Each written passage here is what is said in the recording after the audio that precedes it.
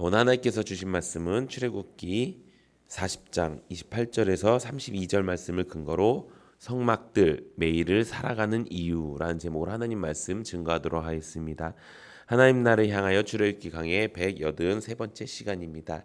이제 출애굽기 강해가 오늘 또 내일로 마무리가 됩니다. 이 이스라엘 백성들이 출애굽 역사를 했다는 것은 세상에서부터 완전히 분리되어서 하나님의 길을 가고 하나님의 백성으로 사는 그 삶의 시작의 여정입니다.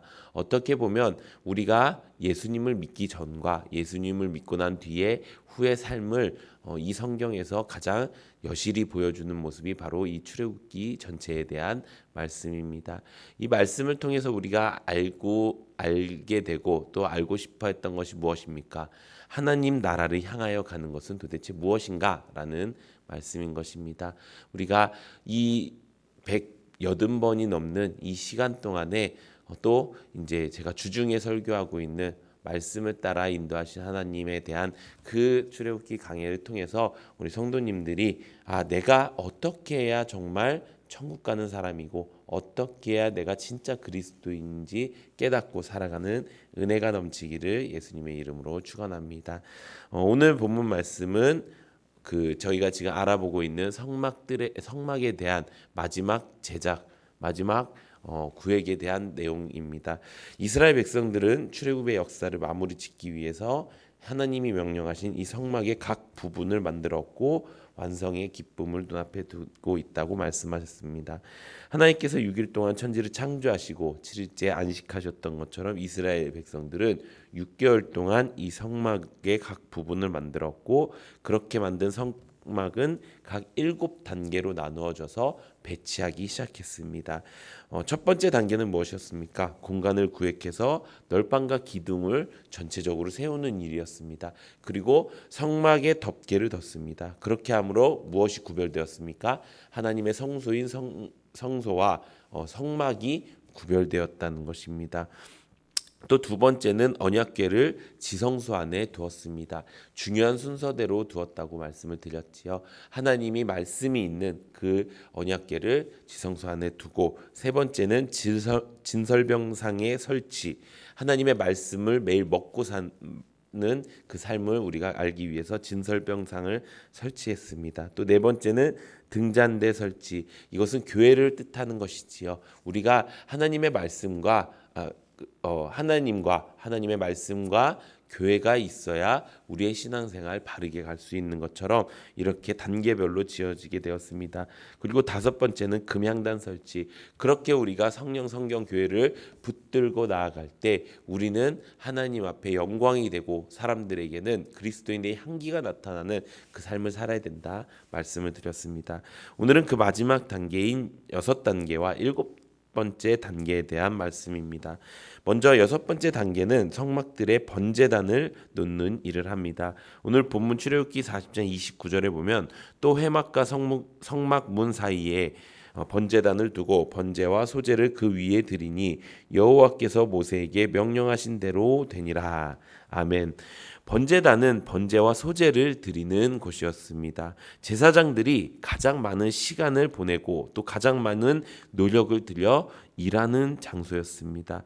제사장들과 백성들은 매일 이곳에서 제사를 드린 것이었습니다. 이것은 무엇을 상징하는 것일까요? 이것은 사람들이 땅에서 일하는 모습을 상징하게 되는 것입니다. 매일 그들의 삶은 여기에서 시작되고 여기에서 마무리가 되었다는 것입니다. 이것을 통해서 이스라엘 백성들은 무엇을 깨닫게 되었을까요? 예전에는 내가 먹고 살기 위해서 일을 하는 사람이었고 내가 매일매일을 살아가기 위해서 일을 해야 된다라고 생각했지만 이제는 이 모든 일들이 무엇을 위해서요? 하나님께 예배드리기 위해서 그 예배를 통해서 무엇을 해요? 하나님께 영광이 되기 위해서 사는 삶이라는 것을 이들이 완전히 깨닫게 되었다는 것입니다. 이 땅에 살면서 누구나 일을 하게 됩니다. 어떤 사람은 가정에서 가정을 돌보는 일을 하고요. 어떤 사람은 회사에 나가 돈을 버는 일을 합니다. 또 부모는 자녀를 돌보는 일을 하고요. 자녀들은 학업을 하는 일들을 합니다. 또 사람들과 관계를 맺는 일, 수많은 일들을 하면서 이 땅에 살아가면서 그 삶을 채워 채워가고 있습니다.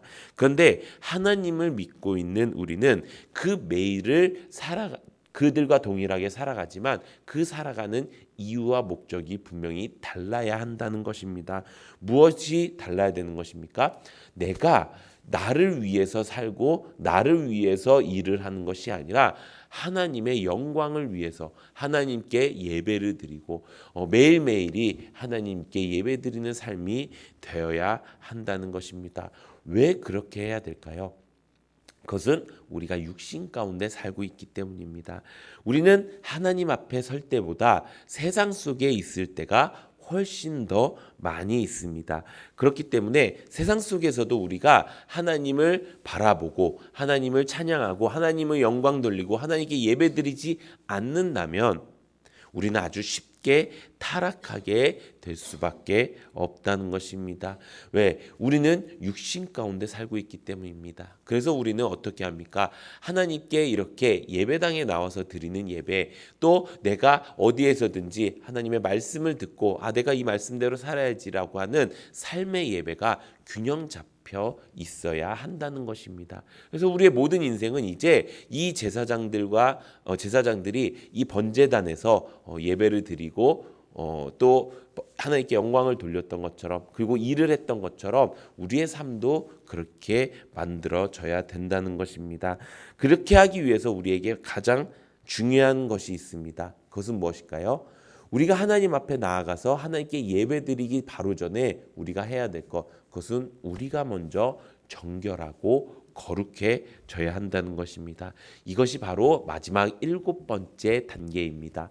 6번째가 번제단을 만드는 일이었으면 7번째는 바로 이 번제단 옆에 물두멍을 두는 일이었습니다. 이 물두멍을 통해서 이스라엘 제사장들은 정결함을 배우게 되었습니다.